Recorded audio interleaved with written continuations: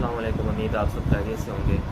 अच्छा, तो अब जो मैंने आपको ये वीडियो बनाई है, ये हमारा दरअसल जो हमारे पास NMT का 2022 की प्रिपरेशन है, उसकी जो सेकंड और थर्ड स्टेप है उसके बारे में। तो बेसिकली मैंने आपको जो फर्स्ट स्टेज थी, यानी कि जो आपके पास 3 से 4 पहले हफ्ते थे, उनके बारे में मैंने आपको बता दिया था कि उसमें आपने कैसे करना था। और अब हम लोग जो हमारे पास जो रिमेनिंग टाइम है MD के लिए, उसके अंदर हम लोग ने देखना है कि हमने प्रिपरेशन कैसे करनी है।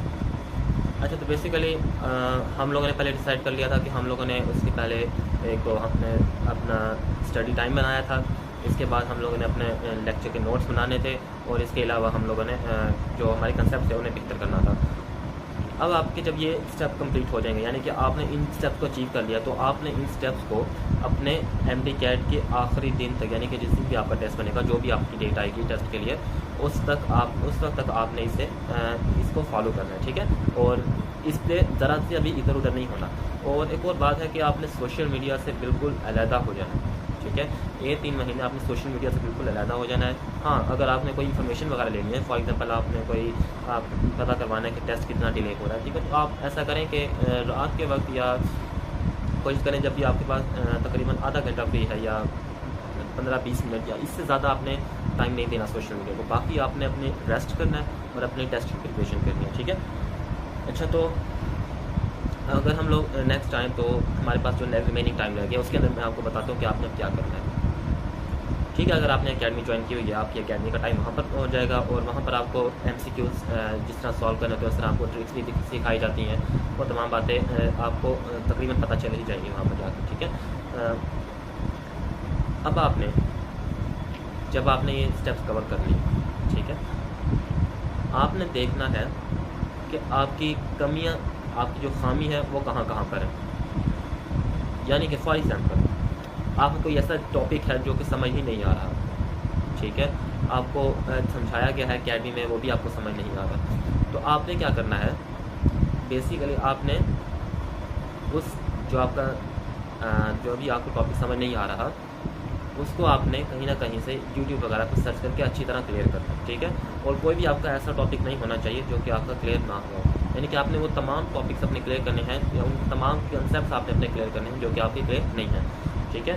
और इसके बाद अच्छा, बाद बच्चे गलती ये करते हैं कि स्टार्टिंग में वो ज़्यादा ओवर स्पीड कर जाते हैं और बहुत ज़्यादा काम करने लग जाते हैं, और एंड में आके वो फिर इतना थक जाते हैं कि उन्हें पढ़ने का ही दिल नहीं करता। तो आपने ऐसा नहीं करना, आपने आहिस्ता आहिस्ता पढ़ना शुरू करना है। और जो आपके दरमियान वाले डेज होंगे, मैंने आपको कहा था शुरू में कि आप अगर स्टार्टिंग में थोड़ा बहुत रेस्ट भी करना चाहते हैं तो आप कर लो, ठीक है। लेकिन जब आपके पास जो आखिरी दूसरा और तीसरा महीना, या आपके पास दूसरा 2.5 महीने जितने भी आपको मिलेंगे, उसमें आपने ज़्यादा से ज़्यादा अपना काम, जो अपना फोकस होगा, वो आपने इसकी प्रिपरेशन पे रखना है। यानी कि आपने ज़्यादा से ज़्यादा काम अपना सॉल्व करना है। जो भी आपको आपने जो भी मैंने आपको बताया था कि आपने अपना एक मटेरियल भी अलग कर लेना है, जिससे आपने जो भी आपने प्रिपरेशन करनी है उसके लिए, ठीक है। तो अगर प्रिपरेशन की बात की जाए, तो मतलब कि आपने स्टडी मटेरियल कहाँ से करना है, वो मैं आपको एक अलग वीडियो में बता दूंगा कि आपने स्टडी मटेरियल कौन कौन सा लेना है और कहाँ कहाँ से आपको बेहतर तरीके से तैयारी हो सकती है, ठीक है। तो अब आपने ये तमाम काम कर ली। अब बेसिकली मसला कुछ स्टूडेंट्स को ये पेश आता है कि वो कहते हैं कि हमारी सारी तैयारी हो चुकी है, ठीक है, वो 3-4 मतलब बुक्स रिवाइज कर लेते हैं, और बाद में वो कहते हैं कि हमारी तमाम तैयारी हो चुकी है, तो अगले जो रिमेनिंग टाइम रह जाता है उसमें वो कुछ नहीं करते। हालांकि आप ऐसा नहीं करना, आपने अपने काम को डिवाइड करना है। फॉर एग्जांपल अगर आपके पास 2.5 महीने हैं, तो आपने उसको इस तरह डिवाइड करना है कि आप उसे 2 या 3 मरतबा रिवाइज़ कर लें बुक को, ठीक है, लेकिन परफेक्टली रिवाइज़ करें, ठीक है। और आप इस तरह डिवाइड कर लें कि मैंने पहले 2 हफ्ते फिज़िक्स को देने हैं, फिर उससे नेक्स्ट जो हमारे पास 2 हफ्ते हैं केमिस्ट्री को, फिर उससे नेक्स्ट जो हफ्ते आएंगे मेरे पास, वो मैंने बायोलॉजी को देने हैं, ठीक है। जो भी आपको कन्फ्यूजिंग सब्जेक्ट लगता है आप उसको ज़्यादा टाइम दे सकते हैं, और जो आपको ईजी लगता है उसको कम टाइम भी दे सकते हैं, ठीक है। तो आपने फिर, ठीक है, आपकी एक मतलब ये रिवाइज हो जाएगी। और इंग्लिश को भी हमने टाइम दे देना, क्योंकि लास्ट टाइम जो PMC के पेपर्स आ रहे थे इंग्लिश के, उनमें से जो MCQs आपको आते हैं वो आपको आएंगे, और जो आपको नहीं आएंगे आप जो मर्ज़ी कर लें, आपको नहीं आएंगे, ठीक है। और इससे नेक्स्ट आए हम लोग, तो हम लोग यहाँ पर थे कि जो स्टूडेंट्स काफ़ी ज़्यादा ना ओवर स्पीड कर जाते हैं, तो फिर आखिर में जाकर उन्हें तंगी होती है, खुद भी नहीं पढ़ते और अपना टाइम वेस्ट करते हैं। तो ऐसा नहीं करना, और आपने एक तो अपना तमाम का तमाम जो भी आपका सिलेबस मटेरियल है उसके मुताबिक अपनी प्रिपरेशन जारी रखनी है। आपने टाइम डिवाइड कर लिया अपने सब्जेक्ट्स के लिए, सब्जेक्ट्स का टाइम डिवाइड करने के बाद आपने उस पर फोकस भी करना है कि आपने उसी टाइम टेबल पे रहना है, अपना टाइम टेबल आपका तब्दील ना हो, ठीक है। मज़ीद ये कि आपने अपने कंसेप्ट जो भी आपको, जहाँ पर भी आप अकेडमी में जा रहे हैं, यूट्यूब वगैरह पे लेक्चर्स ले रहे हैं, तो आपको जो भी कंसेप्ट दिया जाएगा आपने उसे लाजमी अच्छी तरह समझ लेना है, ठीक है। क्योंकि आप आखिरी टाइम में ज़रा सा भी कंसेप्ट नहीं ले सकते, क्योंकि उस वक्त आपके वो प्रेशर इतना ज़्यादा होता है और सिलेबस ही इतना ज़्यादा होता है कि आप उसके अंदर समझ ही नहीं आ रहा होता कि आपने तैयार क्या करना है, ठीक है। और एक और बात, ये बात लाजमी ज़हन में रखें कि आप जो भी तैयार कर रहे हैं कोशिश करें उसको नोट्स की शेप में रखें, क्योंकि जब तक आप नोट्स नहीं बनाएंगे, ठीक है, चाहे आप स्टार्ट में है या एंड में है, आपने नोट्स बनाते रहना है, ठीक है। और जब आपका एक मंथ गुजर जाएगा, मैंने आपको बताया था कि आपने एक मंथ में ये चीज़ें करनी है, ठीक है। अगर आपने वो वीडियो नहीं देखी तो मैं इसका लिंक, उस वीडियो का लिंक डिस्क्रिप्शन में दे रहा हूँ, आप वो भी लाजमी देख लें, क्योंकि आप जब तक स्टेप 1 नहीं करेंगे तो आप मतलब कि जो मैंने स्टेज 1 बनाई है वो उसको नहीं करेंगे तो तब तक आप स्टेज 2 और स्टेज 3 भी नहीं कवर कर सकेंगे, ठीक है। तो आपने स्टेज 1 कवर कर लिया, स्टेज 2 के अंदर आपने क्या किया, एक तो आपने जो आपको साथ साथ पढ़ाया जा रहा है उनके कंसेप्ट क्लियर किए, इसके अलावा आपने जो आपको नोट्स वगैरह बनाने हैं वो आप बनाते जा रहे हैं, और इसके अलावा आपने अपना जो भी एक्स्ट्रा टाइम है उसको ज़्यादा से ज़्यादा मैक्सिमली आपने अपना स्टडी को देना है, मैक्सिमम टाइम स्टडी के लिए, ठीक है।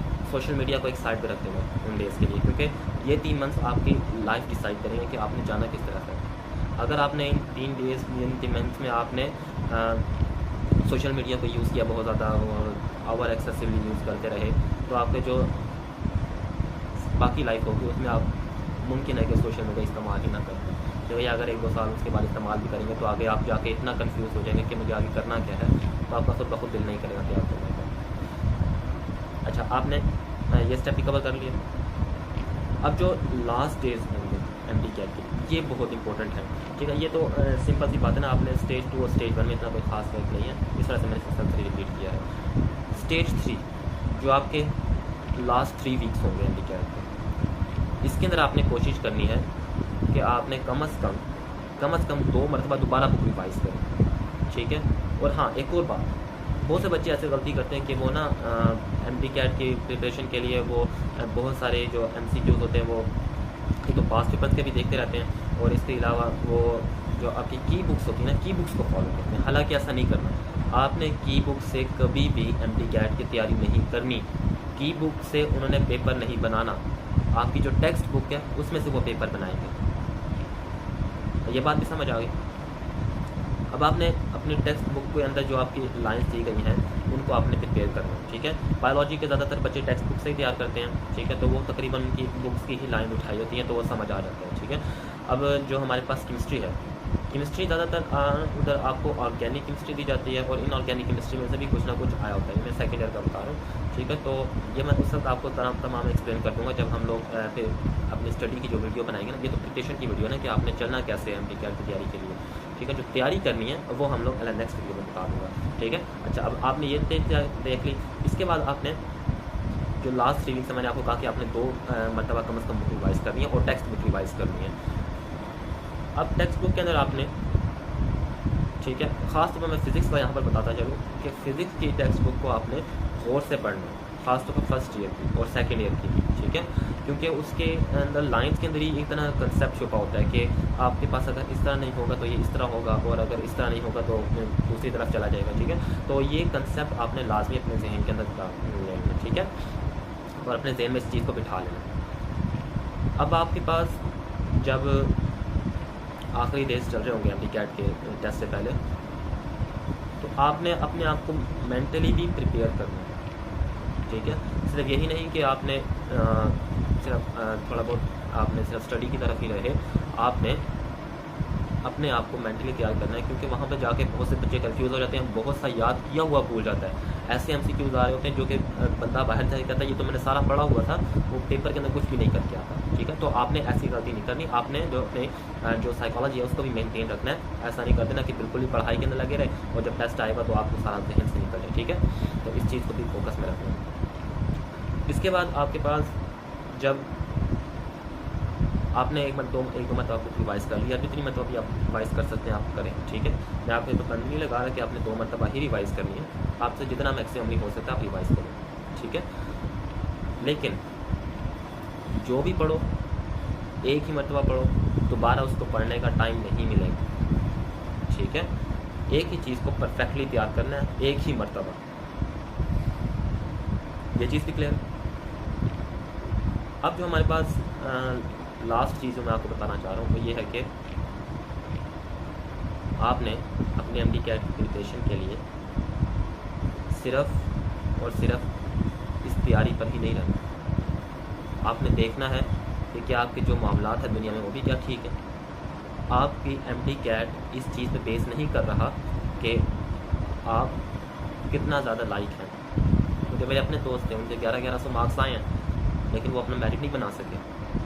ठीक है, तो इस बात पे कतई डिपेंड नहीं करता कि आपके मार्क्स कैसे हैं या आप लाइक कितने हैं। डिपेंड करता है कि आपकी किस्मत कैसी है। MD कैट सरासर किस्मत से कुछ बच्चे कर जाते हैं, उनके जहन इतने शार्प होते हैं कि वो कर जाते हैं, लेकिन जो मेरा एक्सपीरियंस है वो यही है कि MD कैट ज़्यादातर किस्मत से पास होते हैं, ख़ासतौर पर अगर PMC ले, क्योंकि उनका ऑनलाइन सिस्टम होता है और किसी के पास आसान आ जाए MCQs, किसी के पास मुश्किल आ जाए। ख़ास तौर पर ये तो हमारे सभी कहा करते थे कि आपको दवा से ज़्यादा दुआ की ज़रूरत है। ठीक है, तो आपने अपने जो इस्लाम से रब्ता है वो भी बरकरार रखना है। ऐसा नहीं कि सारी दुनिया से करके आप तैयारी करते हो, ऐसे आप हो सकता है कि पास हो जाओ। ठीक है, लेकिन जो मेरा एक्सपीरियंस रहा वो यही रहा है कि आपने जो अपनी दुनिया के मामलात हैं उनको भी दुरुस्त रखना है। ठीक है, बाकी जो हमारे पास जो स्टडी के लिए आपको जहाँ जहाँ से आपने स्टडी करनी है वो मैं आपको नेक्स्ट वीडियो में एक्सप्लेन करूँगा, क्योंकि ये तो थी प्रिपरेशन का कि आपने प्रिपरेशन कैसे करनी है। ठीक है, जो हमारे पास स्टडी के मटेरियल है वो मैं आपको बाद में एक्सप्लेन करूँगा कि आपने कहाँ कहाँ से क्या क्या और किस तरह स्टडी करना है, जो कि मेन चीज़ है MD कैट प्रिपरेशन के लिए। होप सो कि आपको वीडियो पसंद आई होगी। अगर आपको पसंद आई है तो सब्सक्राइब कर दें और बेल आइकन को प्रेस करें। Thank you.